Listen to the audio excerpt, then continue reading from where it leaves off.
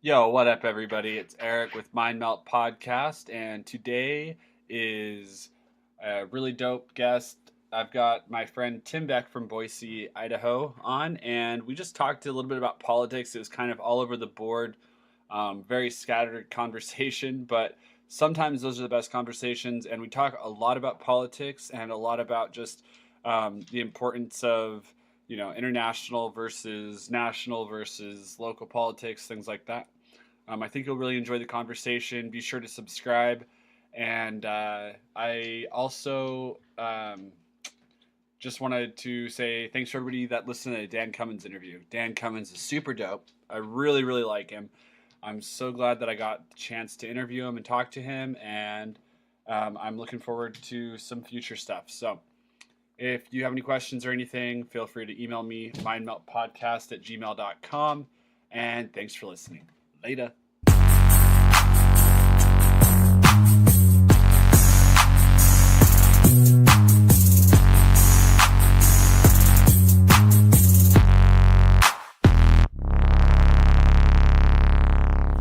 All right, I'm here with Tim Beck. He's my homie from Boise.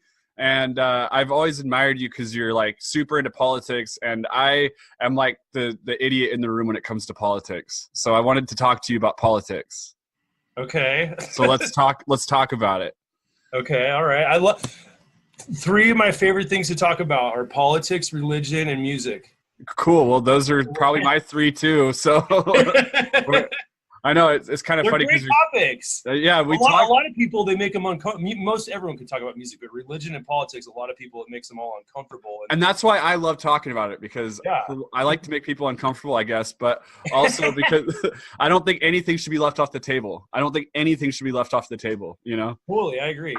So cool. So why don't you give us a little bit of a backstory? I know that you kind of want to talk about how you got to where you are, and I'd love to hear that. How I got into politics. Yeah. So I was kind of born into politics, but then I feel like I've taken my own, changed and taken my own path. I think that a lot, so when I was 3 years old in 1984, then my dad was elected to the state Senate. Wow. That's crazy. That must have been a really crazy thing to experience. But and so when I was a little kid, I have these memories of we would go to they have election night parties, and now they're only for adults, but back then kids could come, and we would go to the Holiday Inn, and there would be watch the results, and we got to, is dad gonna win? Wow.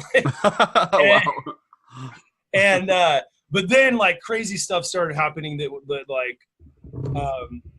so my dad was, I would call a right-wing traditional Christian conservative type. Okay. Mm-hmm. I was raised LDS, for people the Church of Jesus Christ of Latter-day Saints, Mormons. Woo! Nicest people on don't earth. know LDS, so I yeah.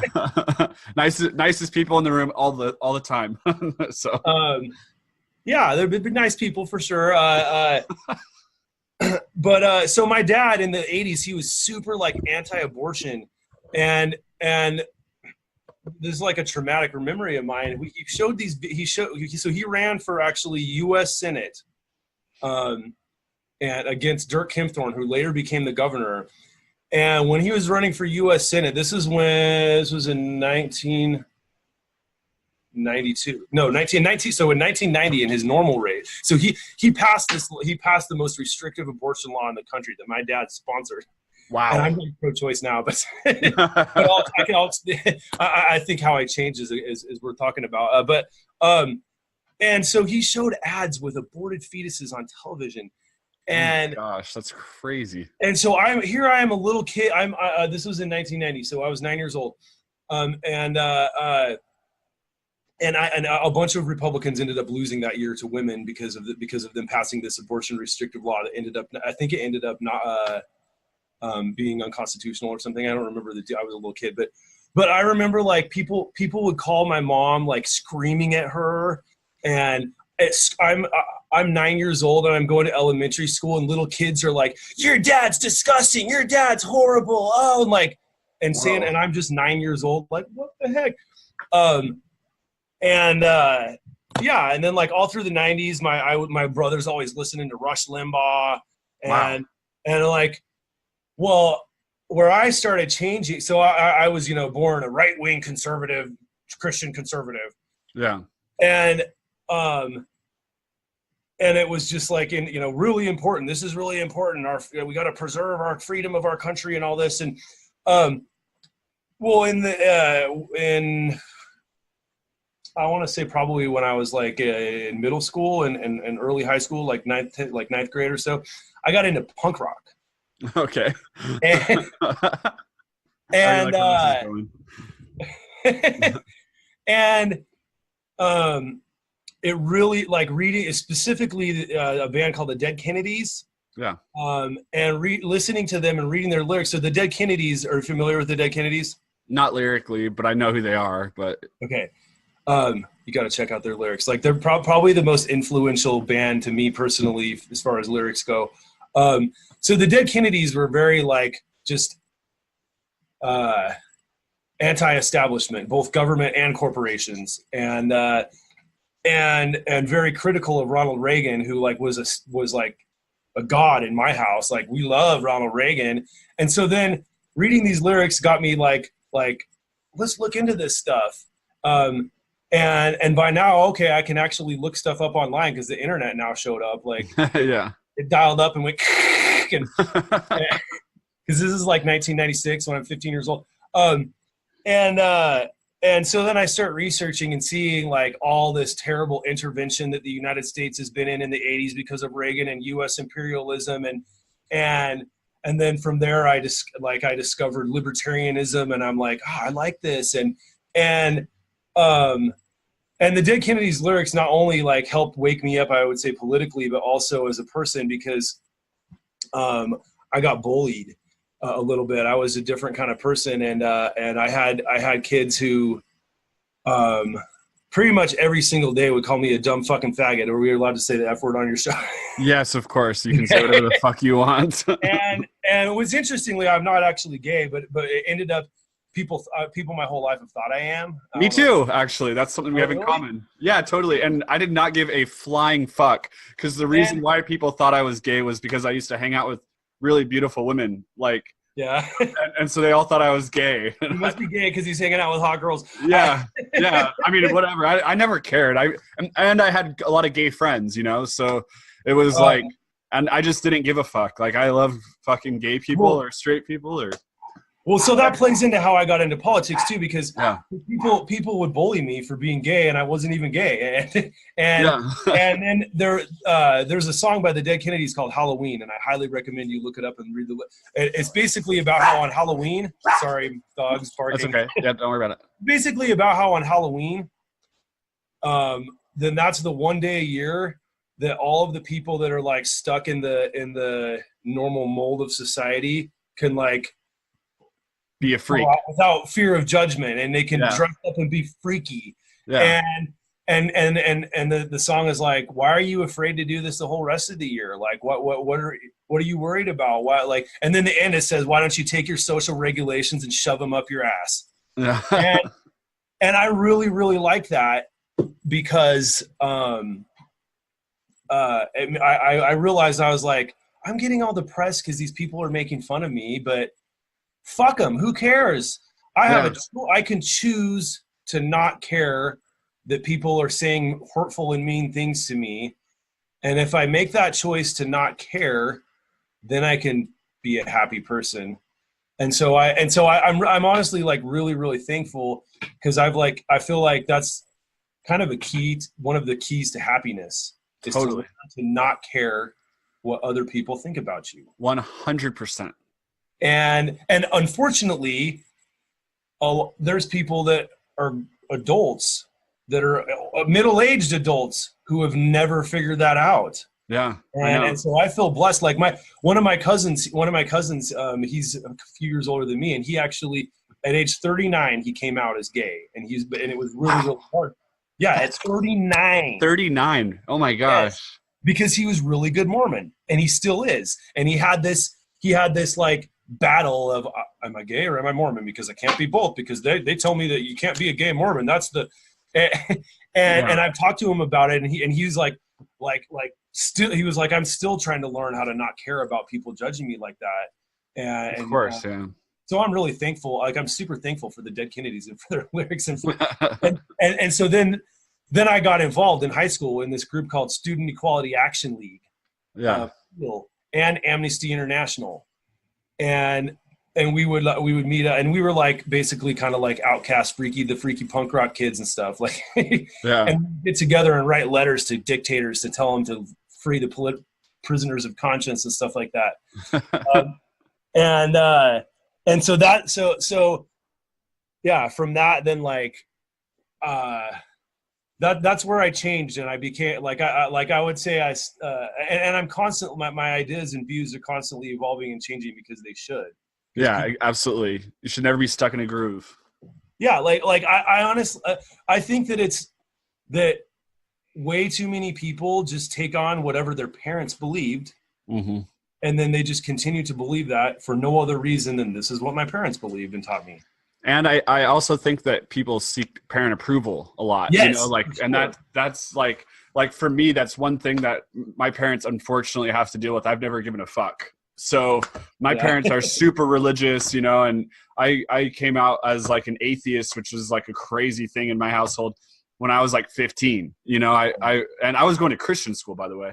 So so like, but that was just like one example of something where it's like totally against the grain of my parents, but I think they always knew that I wasn't going to follow suit, And what I think's been kind of cool is over the years, then me and I have Mormon family, 6 kids. So there's 3 boys, and it's all of the boys are all politically interested, and like my brother actually works for the State Department.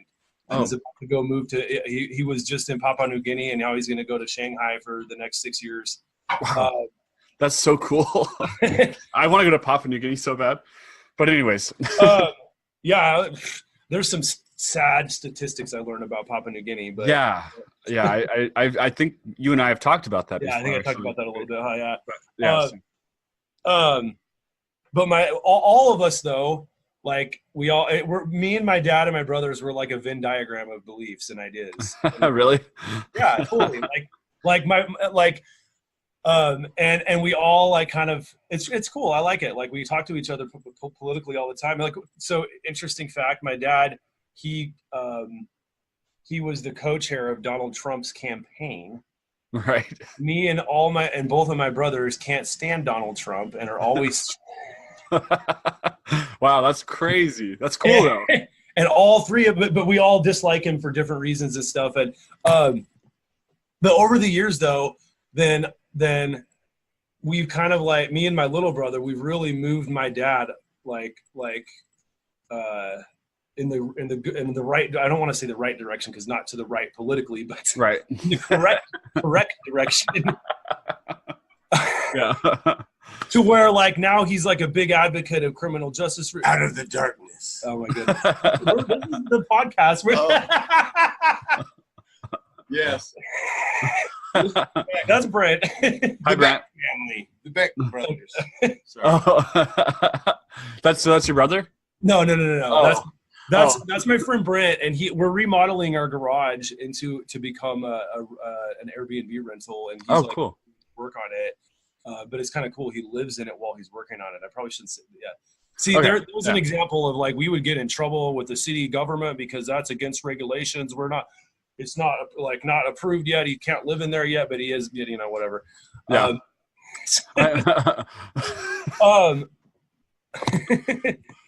So I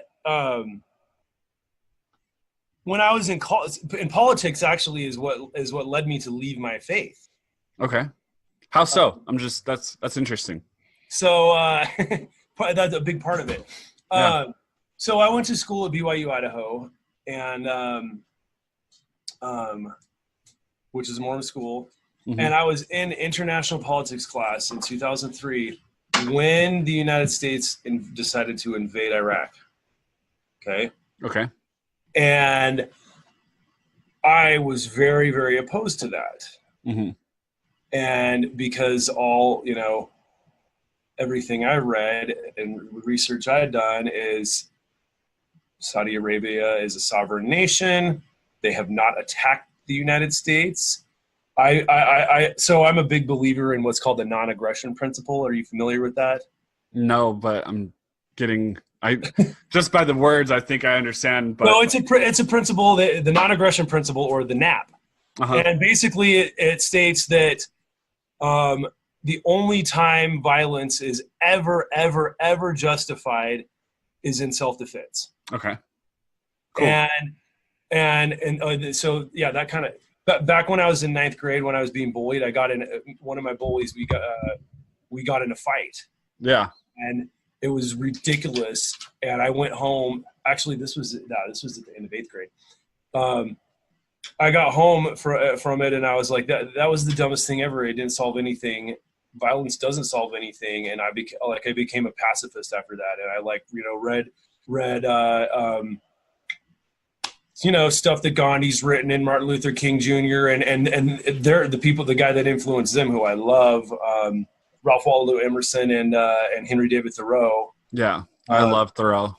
Yeah, Thoreau is awesome, and so Thoreau became like a hero of mine, and so I became basically I'm against violence, both on a personal level, but also with nations, because it doesn't solve anything. It just ends up people perpetuates dying.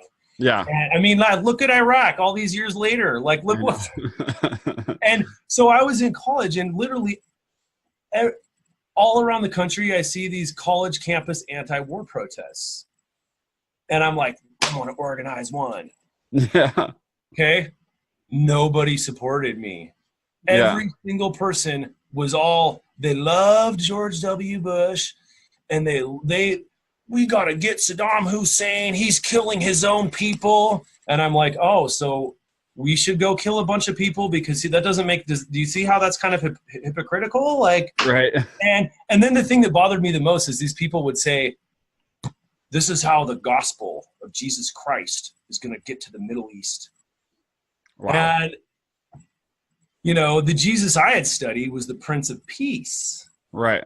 Who specifically said, spread the word by the pen, not the sword. Yeah. And so I was just incredibly bought. There was one other person in my international politics class who was anti-war. He loved Noam. I was the Ron Paul guy, and he was the Noam Chomsky guy. Okay.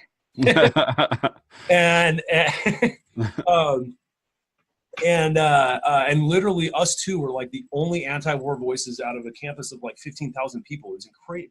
I couldn't even believe it. That is crazy. So it really solidified. I had already started. Did that just make you think? I'm sorry, I don't mean to interrupt you. Yeah, go ahead. Did that just make you think that ideologies are very cohesive? That it's really because it just kind of shows that belief structures will influence other belief structures in a way. You know what I'm saying? You can't. For sure. Yeah, because it seems like once you get to a point where you let go of beliefs and you just look at things as objectively as possible, because you can never be totally objective, but as objectively as possible, then you can look at something and say, okay, this doesn't make sense, but this does. And they could be conflicting for one of those ideologies. You know what I'm saying? Yeah. But if you're objective about it, then it doesn't conflict, because nothing really conflicts if it's objective, right? I mean, well, see, and that's what, I started just seeing just hypocrisy everywhere, and the older I get, the more hypocrisy I see. Yeah. And I see that there's very, very, very few people actually have consistency in their beliefs and ideologies, and instead they are part of a group. Right. That they identify with, that they get told what they're supposed to think and believe. Yeah. They're part of this group. Yeah. Okay. Scary. And tribalism. Yes. And it's really, really been really frustrating to me because I'm like, gosh, Christians should be anti-war. We should be the ones that are fighting, that are saying no war, because Jesus was anti-war. Right. But instead, all the Christians were all pro-war. And that's something that never made sense to me either, actually. But and all these people always talk about the sanctity of human life. Okay? And they use that term, the sanctity of human life. And I'm like, okay, so some cells inside of a woman, that's got rights. But actual real people that happen to live in Iraq, their life doesn't matter? that doesn't make sense to me. I don't get it. And see, I think that so there's the tribalism aspect where just, I mean, I feel like I'm being judgmental saying this, but the majority of people are this way. Like I don't think it's like, the thing is I don't think it's judgmental. I think it's true, and it's like an evolutionary byproduct of survival. You know what I mean? Like, I really think that. I think that tribalism. I think that to think the way that you're thinking is extremely rare because it's not productive 500 years ago for survival. Oh, like, yeah, for sure. It just wasn't, you know, and that, yeah, you know, and that's how things were for thousands of years, where like you needed to bond together and be a tribe, and you had to have the same beliefs, and you had to kill the other people to survive, or else they were going to kill you, you know. And I think that I just think it was different back then, and I think that it's really hard. Like, I think that we as a culture are evolving so much faster than our brains can handle it, you know. Like, you know, so I think that there's a lot of these echoes from the past that are just kind of dictating people's current actions, you know. Yeah. Anyways, yeah, because it's like, not to interrupt you again, but it's kind of like the same thing with like all these social justice warriors, you know, like they get super upset about things that bother them that are like, you know, totally against whatever they believe, and it's wrong because you're being like racist, but they're like being super in this group, and like they're taking on all these beliefs, and they're becoming like this thing that is against something else, but it's still a thing that they've become. Like, it's, do you understand what I'm saying? Like, they've kind of. I'm glad you brought social justice. I'm glad you brought that up, because I actually that was something I wanted to talk about, because I honestly think so in the 90s, like I said, I was part of SEAL, Student Equality Action League, and we fought for the rights of LGBT. The Q didn't exist back then, but LGBT people. That was our thing. Okay, we put all around the whole entire high school the UN Global Human the Declaration of Human Rights, and we were like promoted human rights and equal rights. Okay, and were you LDS at this point? Yeah, okay, yeah, but cool. I still but because I you know, I had started to change because people thought I was gay. Then I gained a lot of empathy for people that really are, and became friends with people that are, and I mean, so I like to be positive, so I want that we've progressed a lot. Oh my gosh! In the United States, if there was an example of a movement that changed the world the fastest, or not the world maybe, but the United States the fastest.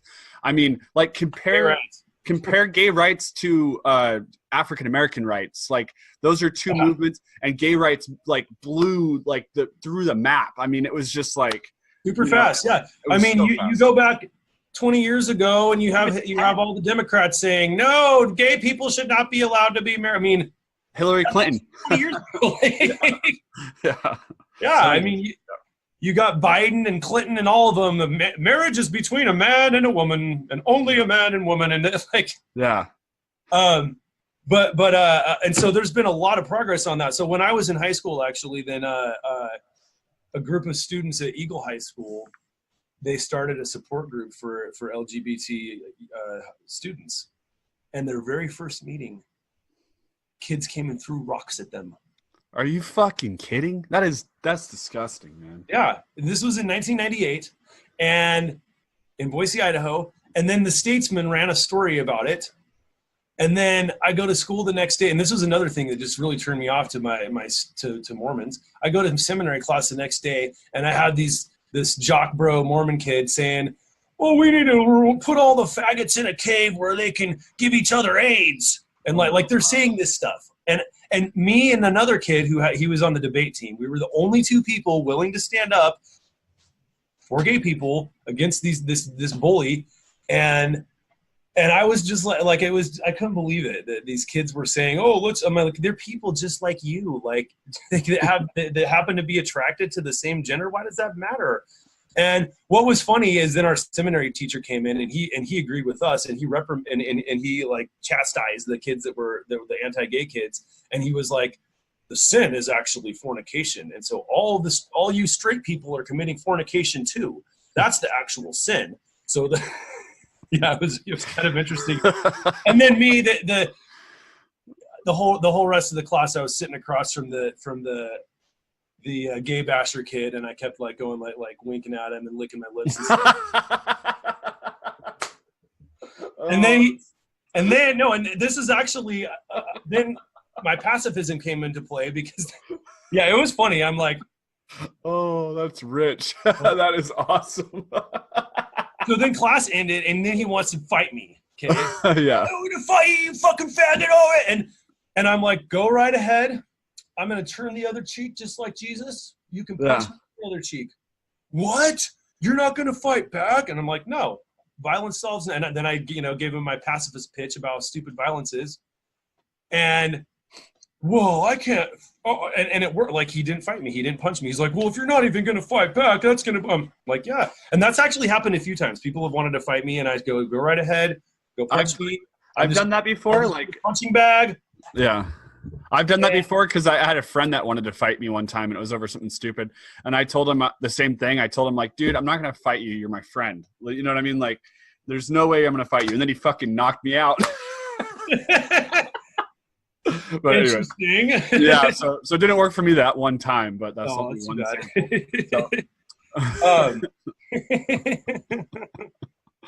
So we've had a lot of progress with gay rights, but I feel like we've gone backwards the last few years with this social justice thing. So back then, okay, it was all about celebrate diversity. Okay. There's even, bumper stickers, celebrate diversity. Okay. Mm-hmm. And we want equal rights, equality. Okay. Now, and it's like been hurtful to me. I don't like it. Now, everyone wants to be divided, and instead of wanting to be equal, they want to be divided, but part of their own oppressed group. Right.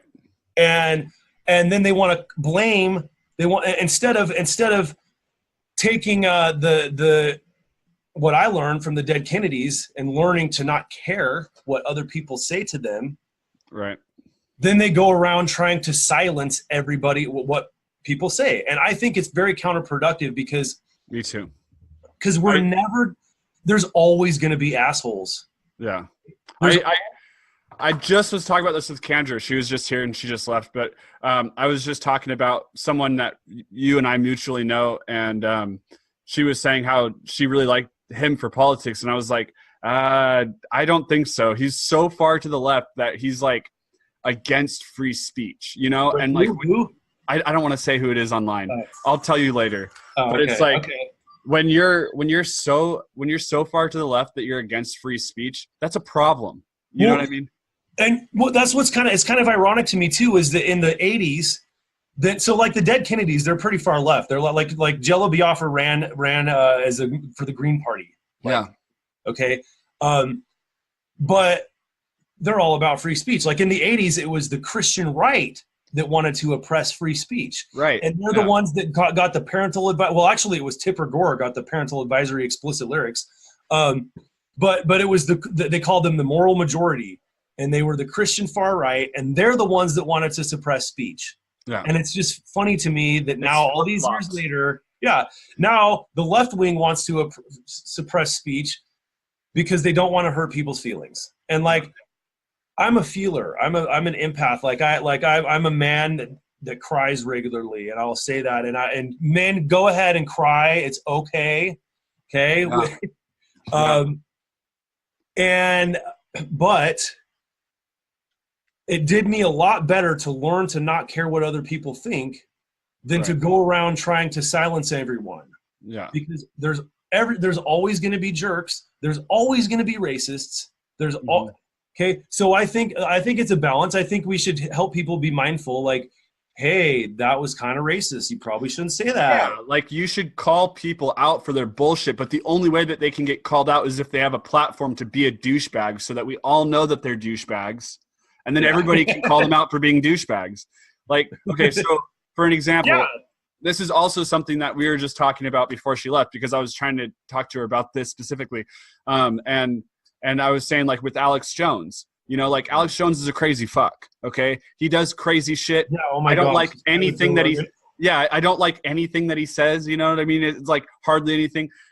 But I still think that he deserves to have a platform, because if he has a platform that's like not only his base, not only his followers, then people can criticize him publicly and his followers will see that. But if he's only allowed to talk on his website, the only people that are going to be listening to him are the people on his website, which means that they're just going to get they're going to get reinforced and reinforced and reinforced. And then there's going to be this subculture of bad ideas that never is all preaching to the choir with each other. Yeah.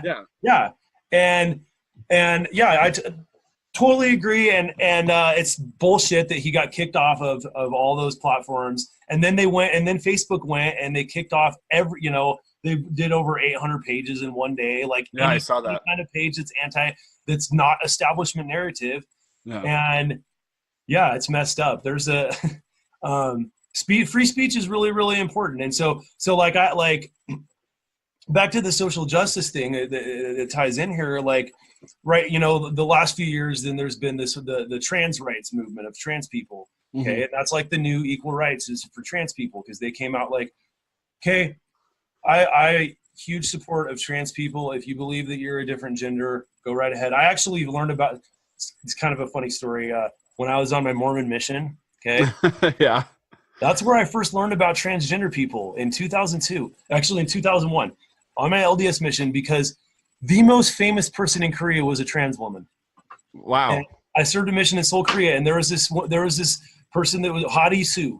She was born as a man, and she went to fashion and hair school in Japan, and she ended up having a reassignment surgery at age 19, and she came back to Korea, and she ended up becoming the most famous person. She became a famous actress, singer, and model. Wow. Okay? Her full-size cardboard cutout was all over at like every makeup store. And when she first started rising to fame, the Korean people were telling us about it, like, ha ha ha, there's this person that used to be a man that's a woman now, and she's become famous. And so they told us her name. Well, one day in South Korea, then basically there's Baskin-Robbins everywhere, and every single Baskin-Robbins, they have music videos playing. And me and my companion, we were getting an ice cream at Baskin-Robbins. It was a hot summer day, and we're like, let's go have an ice cream. Okay. We also like getting ice creams because then we can watch music videos because you can't. Okay. No. Okay. So me and my we're eating our ice cream, watching this music video, and both of us are like, "Oh my gosh, this girl is so hot!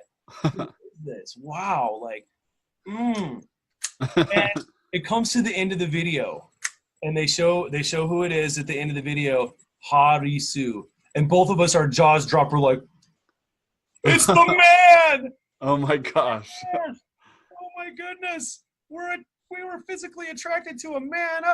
And we're, Mormon missionaries. Yeah. So I was like, I was kind of bothered by that. And so when I got home, I started researching into trans people. I mean, this was at the fall of 2002. And something that you don't ever hear people talk about that I learned all the way back then is there's actually a genetic mutation. It's more common. And okay, I'm no doctor, so we're just going to say that right there. I think I know where you're headed. What I remember that I've read, it might not be completely accurate. But there's a genetic mutation that's actually more common than Down syndrome. Yes. That where when people are born, they could go either way. Yeah. And usually they're like, because when you start forming, then like it's the same genitalia, and then it becomes a penis or a vagina, and so typically, then the doctor and the parents, they decide what they want to make it be, and that's like not all trans people, but that's some trans people actually have this genetic mutation, and their parents really decided their parents and their doctor made the wrong choice and turned them into the gender they weren't supposed to be. Sure. And so I learned all that, and then all these years later, then with Jenner, with Bruce become what I don't remember his girl name now. Caitlyn Jenner. Caitlyn, yeah. Okay. Yeah. Then that became like globally known. Well,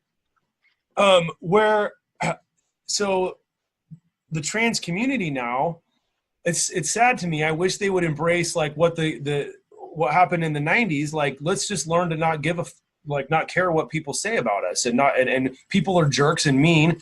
Let's learn to not care. Well, instead, then they've taken this whole like militant communist ideology of like, we're this oppressed group and we need to punch Nazis and kill the oppressors, and that's really sad to me. I don't like it. Like, we need to spread love, not violence and anger and hatred. And you know, and now when I say this to people, white privilege. Right. And it's crazy. like, I'm like, I spent my whole life fighting for equal rights for all peoples, but because I'm like, and now I'm suggesting that you guys learn to not care what people say about you instead of try to silence everybody's speech. Well, you got white privilege. You don't even know what it's. Yeah, I was called a fucking faggot every day, and I was beat up for it. I've been oppressed. I am white, but like. Yeah, I know. That's the unfortunate thing right now with this too. Is like, I grew up like, even though my parents were religious, my parents were also like super, super open. Like, my mom had tons of gay friends, and I never even thought about how that was weird. You know what I mean? Like, I never thought once in my entire life growing up that gay was different than straight. Like, I always thought that was just a different type of person, you know? Like, I never once thought that was, but it's like now it's like with all, I don't know, like I just, because I genuinely, like, I know like people say things like I don't see color or whatever. Like, I genuinely have never felt weird about other people. You know what I mean? Like, that thought has never crossed my mind once. Like, you know, Awesome. I've never felt like that, you know, but then I see this shit going on, like what you're talking about. And it's the same thing. It's like, man, I have always accepted everybody that I've ever met, but now you're just being a cunt. Like, if you're like this asshole person that's getting upset and trying to silence people, you're like being an asshole. And I don't like assholes. So that's why I don't like you. It has nothing to do with the fact that you're trans. It's only because you're an asshole. You know what I mean? And it is really unfortunate, because it makes it a lot harder to win the battle, essentially. You know what I'm saying? Like, it makes it, it's like, like, it's not that people aren't accepting you because you're trans. Well, I mean, that in some cases that is the case, but it's not just because of that. It's also now people aren't accepting you because you're being an asshole. Like, you know, in some cases, you know. And you want to silence everybody. You want to silence every single person that has a different opinion than you. And right. If anyone that has a different opinion is a Nazi and a bigot and a racist and like the word Nazi doesn't really mean that much anymore, because everyone likes to call anyone a Nazi that like it's yeah, I know. I know. That's the other thing that kind of sucks about this whole thing too, is like, because of the way that words are being expressed, it's making words have no meaning. You know, like, there needs to be like the word Nazi should mean something more than someone who has a different opinion than you. You know what I mean? Like, so yeah. Sorry. And that was so. That reminds me of another reason I left the LDS Church, was because their treatment of gay people and how they spent a lot of money to try to stop gay marriage, and none of that made sense to me. Yeah, it really bothered me. But yeah, it's frustrating to me now. Like, I've been called whitey colonizer. Yeah, because I promote oneness. Because I say we're all one. There's no. We shouldn't look at our skin tones. Oh, well, you can only say that because you're white privilege. Oh, you're a white, like, anybody can say that. And in Korea, I was the minority. They're a very homogeneous culture. There's literally 1% of the population that's not Korean. Wow, that's crazy. I didn't know that. Yeah. And so I have been a minority. Koreans they're great people. They're not very. There's a little bit of they got mad at us when George Bush called North Korea the axis of evil, and then also when in the Olympics, then Apollo Anton Ono, the speed. So Koreans are great at short track speed skating. That's their sport. And Apollo Anton Ono, who's half Japanese, Japanese are traditionally enemies of Koreans. he bumped into the Korean and like he faked that the Korean bumped into him and won the gold medal for it. And so all the Koreans were all mad at Americans because of that. And they like but then it was really interesting. Like 9/11 happened, and they were all like, "Oh, we're praying for you, yay! Oh, let's." Then George Bush called North Korea the axis of evil, and then the Olympics thing happened, and then all of a sudden, like, then people don't like Americans, and they were like mad at us. I can understand why other cultures don't like Americans. Oh, for sure. And see that. So that's something that I really learned that I appreciate about serving. I don't regret 1 minute serving an LDS mission because it was a really great experience. Oh, I bet, man. Just going to another country and experiencing another culture must have been amazing. Yeah, and that's what really showed me.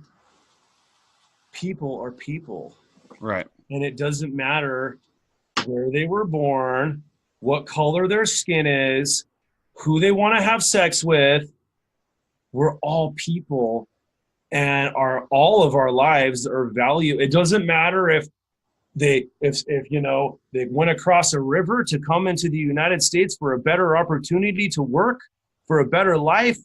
They're still a human being. Yeah. And they get and people like to, and see, that's part of a negative part of tribalism is tribalism ends up dehumanizing people, because instead of people that immigrants who come to the United States for a better opportunity for them and their family, they're not people, they're illegals. Right. And by being an illegal, then it's dehumanizing to them. Same with like someone people who have been in jail. They're not people, they're criminals or convicts. And then people end up judging and looking down on other people because they're criminals. They don't have rights. Oh. And yeah. So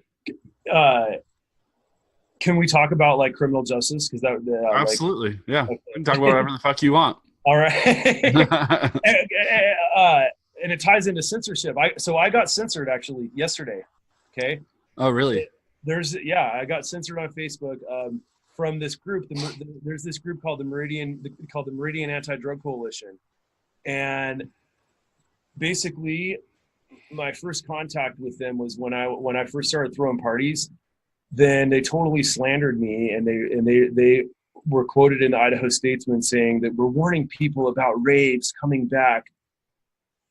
Drug dealers host parties where they hand out free drugs they said that drug dealers host parties disguised as high school dances where they hand out free drugs to unsuspecting teens to get them addicted early on. Oh my gosh. I was throwing parties. I was not a drug dealer. I'm a freaking missionary that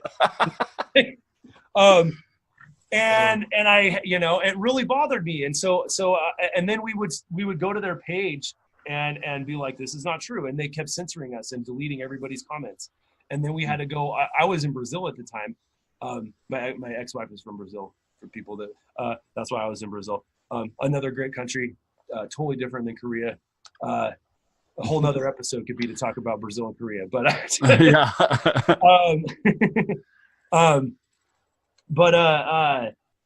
We had to call. I called the mayor, and I'm like, "Oh, you don't believe in free speech, huh?" She's like, "Well, of course I do. What are you talking about?" "Well, your page is censoring everybody. They're deleting everybody's comments.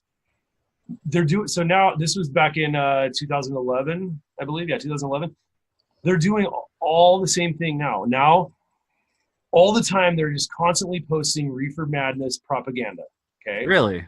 Oh yeah, because the drug warriors in Idaho are so scared because every single state around Idaho has wised up. Even Utah has medical marijuana now. I actually didn't know that. But you should just really fast, just for the listeners, because there's probably people in other places. We should just talk about that crazy fucking seize that just happened of hemp. Yeah. Okay, yeah. I mean, just to give a little bit of context to where Idaho is very, very, very backwards with our criminal justice system and our criminal injustice system and the war on drugs. And that was another thing that when I was from punk rock lyrics and from discovering libertarianism, I since age 14, I've believed that all drugs should be legal. And and a lot of people always thought I was crazy, but now anybody that does the research and then you come to that conclusion, you see they need to be decriminalized or legal because at least decriminalized. Yeah, prohibition. There's pros and cons of both. So there was a truck driver. This guy's just a trucker that works for a trucking company. Right. And he was transporting 6,700 pounds of industrial hemp from Oregon to Colorado. Okay. And the company, and he got pulled over in Boise. They smelled marijuana and he ended up getting arrested. And can you imagine the fear that this guy felt though? I mean, he's just like working his shitty 9 to 5. And he's got like these cops that are treating him like a fucking trafficker. Yeah, you know? 6,700 pounds of marijuana. Yeah. And they had just done 8,000 pounds in the other side of the state like a month earlier, which was the biggest bust of all time. Was that actually weed or hemp? What? No, it was actually weed. But okay.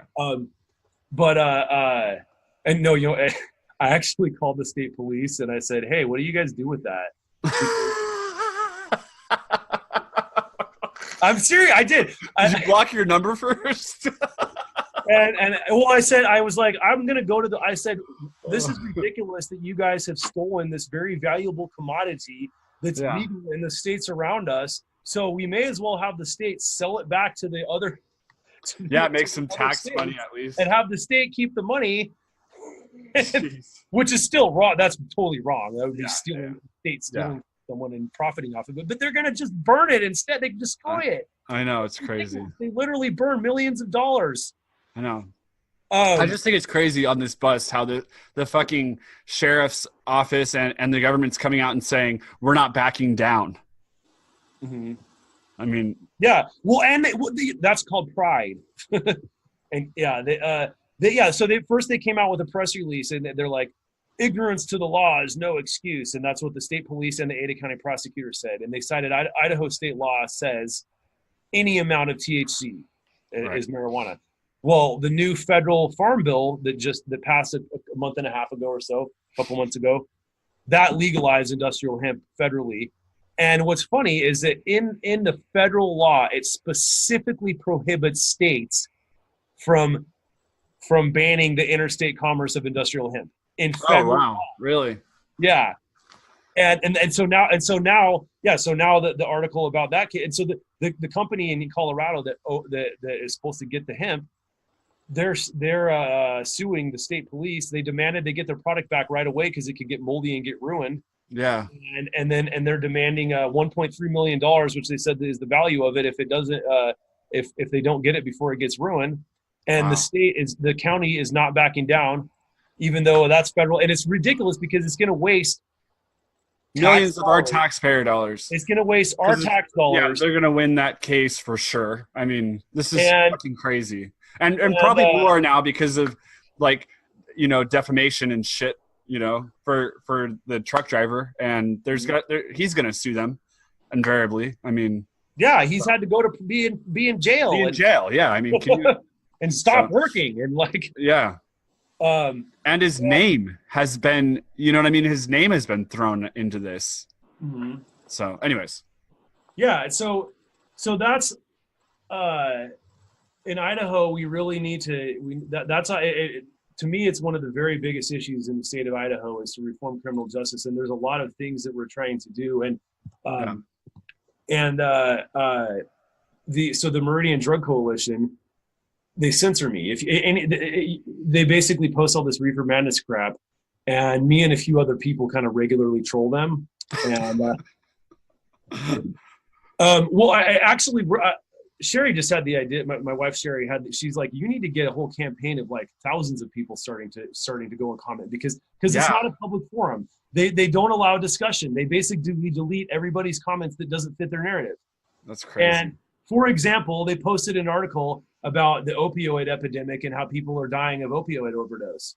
Mm-hmm. So then I posted an article that showed a research study done where they correlated states legalizing medicinal marijuana with a 33% reduction in opiate overdose. Okay. So I said, if you guys really cared about opiate overdose, you would be pushing to legalize medical marijuana, because legalizing medical marijuana has dropped opiate overdose by 33% in the states that legalize medical marijuana. It has literally saved lives. And I said, and I expect a response to this. So answer me why. Why are you using against marijuana when this could save lives? What do? Don't respond. Delete my comment. Okay. And yeah, and then just yesterday, they're constantly doing this. And my friend, who is the chair of the Ada County Republican Party, he said that he thinks it's actually illegal what they're doing, this censorship like this, because it's a public forum. There's supposed to be public discussion. Yeah. And it's run by a government agency. But they're censoring everybody's speech. And they did it yesterday. Yesterday they posted this, and I screenshotted it, and now I went back to check it, and my comments are gone. That's crazy. And so they shared this article, DEA agent raid 30 plus suspected black market marijuana grows in Denver. Okay. And this guy says, Meridian Anti-Drug Coalition, what's the point of posting these articles? There's zero in this article about drug education, zero. Why do you spend public monies in this way? And yes, I expect a public response. So this other guy, good luck getting any kind of reasonably thought out response from these parasitic drug warriors. They'll most likely just post another link to some article or research study that's not been thoroughly conducted or thought through, right, Tammy? Tammy's the mayor of Meridian, and so then I said, yeah, they never respond even when specifically asked. They censor posts, delete any positive articles on marijuana, and then I told about the 33% reduction thing and how they deleted that. Now they've deleted all this. That's crazy. And yeah, it's ridiculous, because if they're like Drug-Free Idaho, they made a propaganda movie that they showed to the state legislatures, this complete propaganda called Chronic State. And it's all about how Colorado and Washington are so awful now that they've legalized marijuana, and they cherry pick every negative possible thing they can find, ignore anything positive. Yeah. Fit their narrative. And which is crazy to me, because Idaho is supposed to be this like Republican, which is supposed to be freedom, essentially, in theory, exactly. Right? and you'd think that a state that is so about money, because that's like what they're supposed to be about as Republicans, like supposed to be conservative with money and stuff like that. You would think that we would want that kind of tax money. Yeah. Well, so a lot of people do, but there's a bill in the legislature right now to get rid of the ban on industrial hemp, and because Idaho is an agricultural state too, there's a lot of farmers that can make good money growing hemp. Right. It's an agricultural state. So there's I think that the main problem is the lack of education. Is that the government has spent so much. So right now in Boise, there's billboards all over Boise that are nothing but reefer madness. Like the one right by my house. There's one right by this, and it's all paid for by Drug-Free Idaho, which I think is partially funded by taxpayers. Okay, I don't know that for a fact. I need to look into that. And they had television ads running too, and they have a billboard saying that teen use has increased in legal states, which is actually a complete lie. It's actually decreased slightly. And then the one by my house, I mean, it's stupid. They're like really like stupid for like trying to find any reasons for marijuana to be bad. And like the one by my house, Poison Control Center calls increased 5 times since marijuana legalization. And like, to me, that's just like funny, because it's like, so I know. That's just because of transition period of people that consume marijuana not being educated about it, and having people that eat an edible and think they're dying and are super high, call poison control. And same way, 911 calls increase too, and emergency rooms increase too. That's all just transition stuff of people not knowing what they're consuming and what it's going to do to them, and knowing that it can't hurt them. And so 5 times increase of calls to Poison Control Center. Nobody actually got hurt though. Poison Control Yeah. Center just says, yeah, take a nap, wait it off. Like, Yeah. Watch an interesting movie. yeah, like, I mean, and that's like what they're, but a billboard, and that's one, just their billboards all over the state. Well, in Boise, I don't know about the state, but in Boise. And so I actually, I want to organize and I called my friend that's the chair of the Ada County Republican Party, so he's the chair of the Ada County Republican Party. Well, he used to be the chair of the state Libertarian Party. He actually got he got a grant from Normal for and got passed in the Sun Valley, the town there, Ketchum, that he got a ballot initiative passed that required the police to have marijuana be their lowest priority. Really? That's and awesome. Now he's the chair of the Ada County Republican Party. Yeah. That's great. So, and interestingly, he got all that passed. He had never smoked weed in his life. Oh my gosh, I need to like not. Okay, never mind. He still has never smoked weed in his life. Yeah, he's never smoked weed. Gotcha.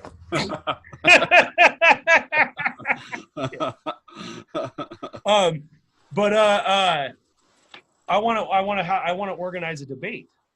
Yeah. Where that's like the Democrats and the Republicans sponsoring it to show this is not a partisan issue. Right. It's a human issue, and it's ridiculous that we're putting human beings in cages because they have plants, and televised it on like KTVB or something, where we have the drug warriors and the pro marijuana side, the pro legalization side, have a rational discussion, and then have an online poll or whatever, like because that's the biggest problem in Idaho is a lack of education. Like all the people that is like, there's way more pot smokers here than people realize. Like I really think like, but people are afraid. They won't openly admit it. And so there's a group now. There's a website, the Green Majority, that's based out of Idaho, and this is this 20-something-year-old entrepreneur guy who like he's trying to get everyone to publicly admit we smoke pot, and it really, like, way more people smoke pot than I thought. For a while, my wife and I ran a sexy maid service, and we would deal with a lot of like wealthy middle-aged businessmen, and they all smoke weed. They always wanted to smoke with me, and like, but none of them will publicly admit it. They won't. They all, and it's crazy. And that's unfortunate. And then you have all the rest of the state, the normal, the Christians and the Mormons and the conservatives, that they all, like, they buy into this reefer madness stuff. Yeah. And because there's been so much money spent to put it to them, like go to Meridian Mayor Anti-Drug Coalition or Drug Free Idaho. It's all like propaganda. And if you ever put, like, I posted like an article, for example, about some research group. They surveyed Californians and Coloradans. They sampled over 2,000 people. It's a pretty decent sample size. And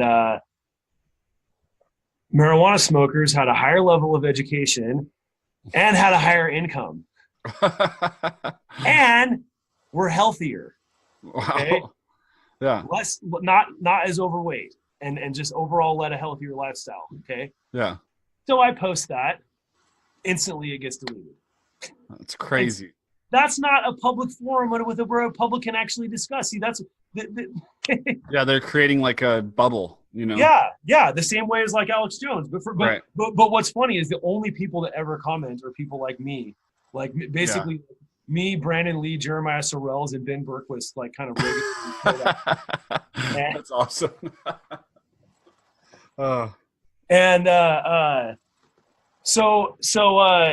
Gosh, I have to get going, but I want to like end on something. So right now I'm like optimistic because the state wants to build a new prison. Mm-hmm. That's terrible. They want to spend $500 million on a new prison. That's insane. And that it is insane, but that gives the opportunity to actually try to make reasonable criminal justice reforms because the state doesn't have the $500 million to spend on a new prison. And in the Republican state, they don't want to raise taxes. Okay. Right. So, because if you raise taxes, you're not going to win your election in the Republican state. And so it's, so right now, so my own representative, Alina Rubel, she's had a bill to end mandatory minimum sentences. And then that's a thing, like, you could rape someone, no mandatory minimum sentence. But if you have 7 grams of heroin, you're going 10 years minimum. Right. It's crazy. Yeah. Only drugs have mandatory minimums. And I know. It's crazy. And so Utah, Utah, it's really interesting. They're like very, very Mormon, but they've gotten a lot of good stuff happen the past few years. So they had they saw that their prisons were getting fuller and fuller, and it was going to cost them tons of money. They hired this independent research group to research into why. They found that over half the people going to prison were nonviolent drug offenders. Mm-hmm. You go figure. Yeah. And so, and then they made recommendations, and they did. Utah did. They did like a big, huge, sweeping criminal justice reform back in 2015, and as part of that, they ended mandatory minimum sentencing. They reduced most drug charges to misdemeanors instead of felonies. Other than trafficking, they have like certain amount of weights that they call it trafficking, but everything else is just a misdemeanor. And some of them, and then even I think pot possession is just an infraction now, like a ticket. And then they allocated more funds for rehabilitation and treatment that they saved from not having to spend for incarcerating people, and it's worked really well. Their average daily prison population is 17% less. Total prison population is 9% less. But the problem is the prosecutors and the drug warriors and the cops they're all saying, oh, well, it's made our crime increase. And see, that's the challenge in Idaho too, is that we actually do have a really low crime rate. And so the people in charge believe that it's because we're tough on crime. And see, we out of all 50 states, Idaho is number 3 for percentage-wise most people in the custody in the system, which includes jail, prison, and probation. Yeah, we are number 3 in the country of having the most people in our state's custody for that stuff, with like the lowest crime rate. Right? Yeah, well, like and see, crime. That's the challenge, though, is that the drug warriors, they believe that it's working. See, right? They believe that, well, the reason that we're safe in Idaho is because we're keeping the bad guys in prison. You see, and so that's kind of like our challenge to overcome that hurdle, to educate to educate these people that, like, well, we don't want to. We want to, let the nonviolent people that just happen to have drugs, they're not hurting anybody. We need to keep that. We need to make the space for the people that actually are harmful, the violent people that hurt people. But because of mandatory minimums, those people, the violent people, get out, while the people that had drugs have to stay. Which is crazy. Yeah. And see, that's another thing that Utah identified. And Utah now, they're the opposite. They have the 3rd least people in their custody. Wow. And are the demographics of Utah and Idaho much different? No, not at all. Yeah. Yeah, they're almost the same. Like majority white people, very religious, conservative. It's very, very. I lived in Utah for 3 years. Like, very, very similar demographics. Yeah, it even looks the same. Somehow, Utah can get medical marijuana passed. They can get criminal justice reform. So that's why I believe if Utah can do it, Idaho can do it. And I would something that I think I'm going to do is I'm going to create a Facebook event page that will track the what's going on in the legislature, because it's only they're only in session for 3 months, January through March, and it'll be like a Facebook event page that doesn't end until the end of the session, and then within that page we'll like update people as to what's going on, and then anybody can just keep inviting. Like the idea is more and more people get invited to the event. That's not really an event. That's really like an informative thing. And then we can be like, hey, there's the committee hearing at this time. So like the mandatory minimum bill, it passed last year to end mandatory minimums. It passed the House, but the Senate chair would not give it a hearing, but it passed the entire House. Okay. Yeah. Now this year, in the Judicial Committee, there used to be 2 people that were like the enemies of liberty. and I'll name them Luke Malik and Patrick McDonald. Okay. Luckily, Luke Malik ran for Congress and lost. He's done. Patrick McDonald ended up losing his election by just a very few votes. He's out. Policeman Pat. He was spent his life as a cop and then a U.S. Marshal. Okay. Luke Malik was a prosecutor. They would always stop anything, like pretty much anything good. One thing that good, and then Governor Otter was a huge impediment too, and he's gone now too. So like civil asset forfeiture. Are you familiar with that? Yeah. So the audience, in case you're not familiar, civil asset forfeiture, if you have cash, cops can just steal your cash if you have a lot of cash. Yeah. They can just make the assumption that came from illegal criminal activity. They steal your money. It happened to me. You have to hire it's the opposite of justice. Then you have to, instead of being innocent until proven guilty, it's guilty until proven innocent. Yeah. And it's become a huge source of funds for police departments all across the country. Yeah. And Kendra and I had that happen to us. Oh yeah? Yeah, but anyways, go ahead. Yeah, well, and I think about it like me as a promoter. Back when I used to have huge parties, I would sometimes leave. One time I left, I had $11,000 cash in my car. Yeah. If I would have gotten pulled over, cops immediately would be like, "That's from criminal activity. Steal my cash." Yeah. And this passed the state legislature with 3 no votes. Okay, in the entire House and Senate, 3 no votes. Governor Otter vetoed it because the cops told him to. That's crazy. Yeah, they have a lot of and then I've been in these. And this is the same fucking guy that like wanted to battle gay rights after it was federally legal. Remember that? Because he was like allocated taxpayer dollars to continue trying to fight the federal government once the federal government said no, it's legal. You know? Yeah, let's still just keep using stolen money to try to stop people to love each other from getting married. What a great idea! I know. No, and Governor Otter. He pisses me off really, but he's such a hypocrite. He used to be a libertarian. He used to there's a magazine called Reason Magazine. He was quoted in it saying marijuana should be legal. Oh shit! Really? Yeah, and then it just goes to show that he got his fucking pockets padded. Yeah, he totally changed everything. He got power and totally changed everything.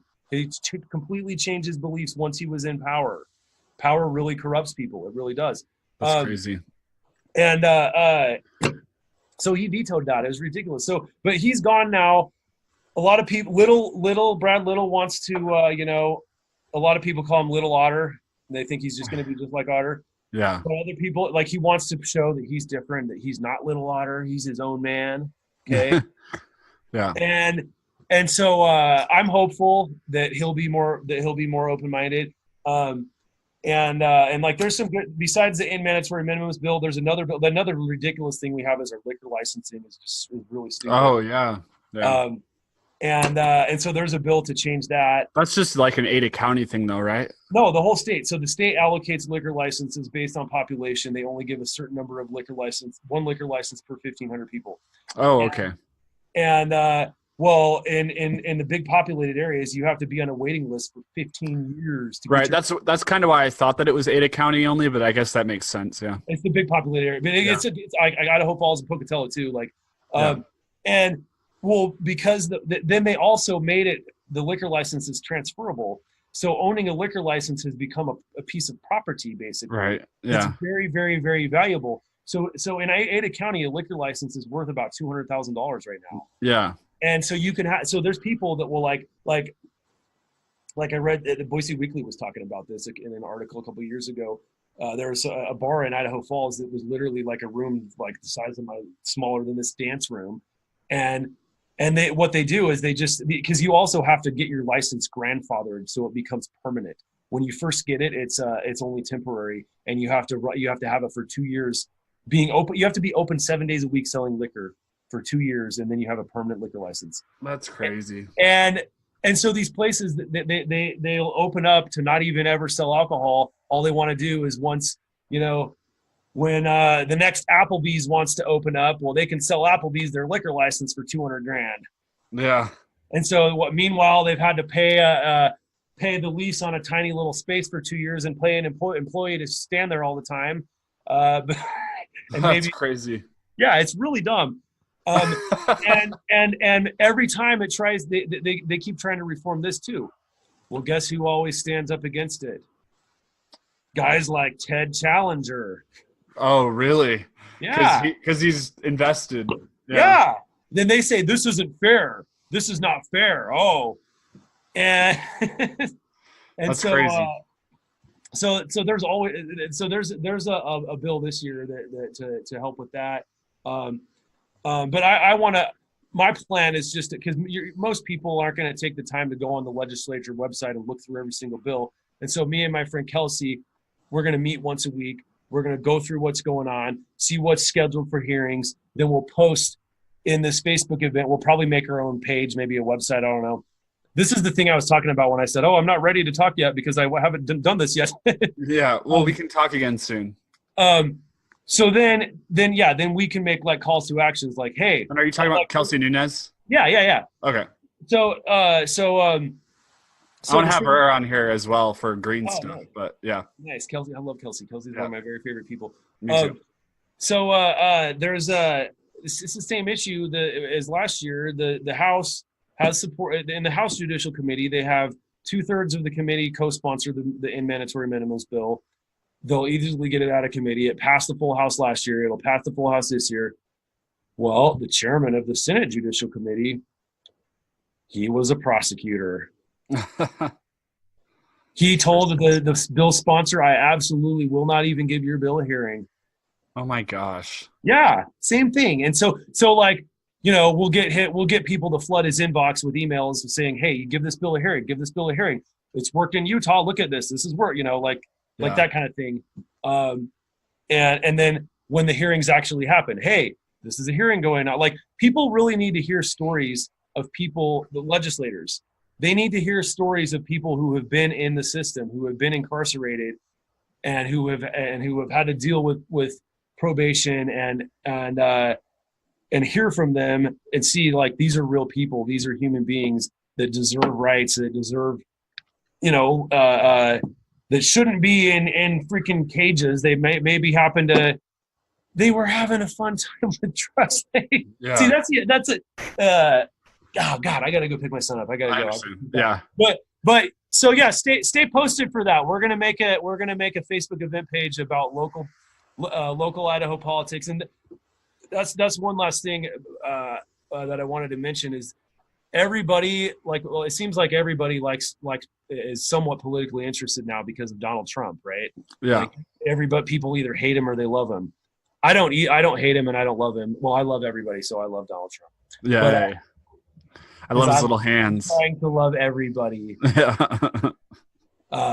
Yeah, I once heard Ram Dass talking. I'm going to go off on that now. So I know I love Ram Dass. We love everybody, even Donald Trump. Yeah, Ram Dass. He put up a picture of George W. Bush with Jesus and Buddha and Krishna, and then he put George Bush and Dick Cheney.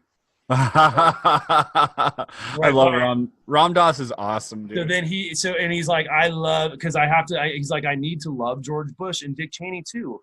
Yeah. I love them. They love every soul is deserving of love. And and so he put their picture with to help him gain a love for Dick Cheney and George W. Bush. Even though their policies are So most people, though, they follow national politics. Everyone talking about the wall, right? Yeah. Okay, fuck the wall, but that's what bothers me is that most people, they pay attention to national politics. Yeah. What really affects our lives is local politics. Right. Okay? Like in Boise right now, the city wants to spend $110 million to hire some fancy architect to build some fancy library. I call it the mayor's phallic symbol. Okay. That's what I see it as. I love the library. I think the libraries serve a great role in the community. I go to the library with my kids all the time. Yeah. Check out books. I'm reading Enlightenment Now by Steven Pinker right now. That's such a good book. Yeah. I just read it. And I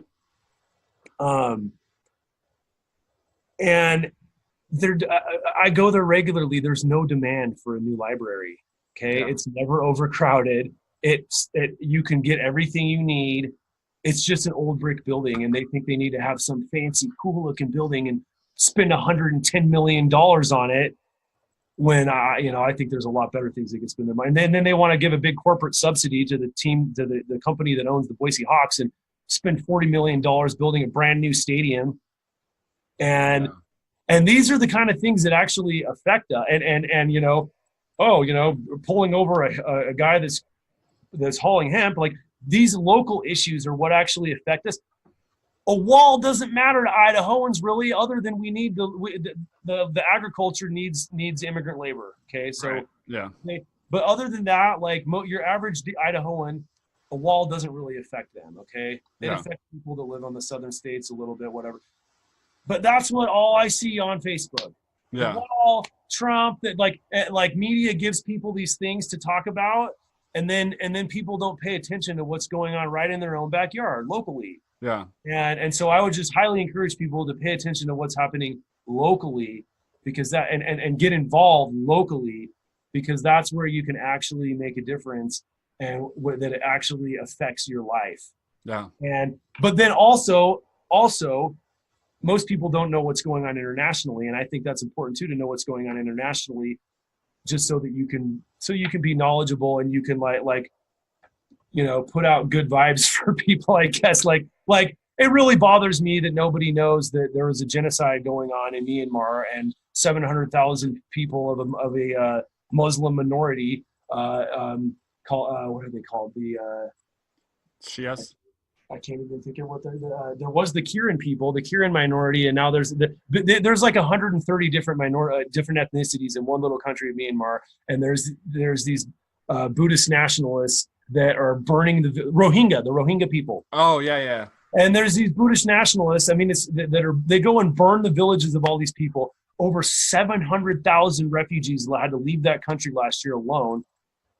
Nobody even knows about this. Yeah. Like, well, there's been a war going on in Yemen. Yeah. For years that the United States. Fucking Africa. I mean, Africa gets shit on all the time. I mean, like I pay way too much attention to the Congo. I don't know if I've ever told you this. That's like my weakness is I like read about the Congo all the time. And yeah, I know it's really weird. But anyways, like the shit that goes on over there on a daily basis. And it's like that Africa gets shit on constantly, like it's just like the most a victim of colonialism. Yeah. It's the easiest country to like rob and rape and pillage, but I'm going to let you go because I know that you have to. I got to go get my kid and I'm going to be late now. I know. So let's do another episode soon. Okay. We're going to follow up on this. This was fun. I feel like I rambled a lot. It happens. Between now and the next time that we talk, you're going to have the Facebook page going, and you're going to have all of our cool plans that we were talking about earlier. Yes. So that we can and talk maybe about we can actually talk about Mexico. That's what I was trying to get at. So let's talk about this more on the down low off the podcast, and let's get something going so that we can talk about it on the podcast. All right. Mm-hmm. Thank you, Tim. You're amazing.